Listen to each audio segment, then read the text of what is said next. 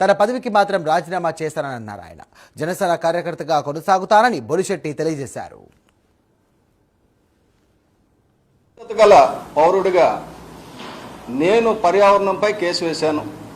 నేను వేసిన కేసు కోర్టులో ఉంది. అది 2020లో వేశాను. అప్పటికి వైసీపీ ప్రభుత్వం అధికారంలో ఉంది. వేరే వాళ్ళు పర్యావరణ శాఖ మంత్రిగా ఉన్నారు. ఇప్పుడు కూటమి ప్రభుత్వం అధికారంలోకి వచ్చింది.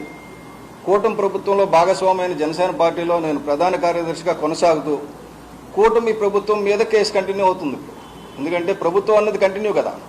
కాబట్టి ఆ పర్యావరణ ప్రధాన కార్యదర్శి పదవికి నేను రాజీనామా చేసి ఒక జన సైనికుడిగా ఉద్యమం చేస్తున్నాను. అంతేగాని పార్టీకి రాజీనామా చేశాననేది కాదండి. పదవికి రాజీనామా చేశాను. చాలా క్లియర్గా నా లెటర్లో ఉంది. నేను పవన్ కళ్యాణ్ గారికి రాసిన లెటర్లో కూడా ఉంది. అలాగే ఈ కేసు అయిపోయిన తర్వాత మళ్ళీ పవన్ కళ్యాణ్ గారు ఏం చెప్తే చేయడానికి సిద్ధంగా ఉన్నానని కూడా లెటర్ రాసి ఇచ్చాను.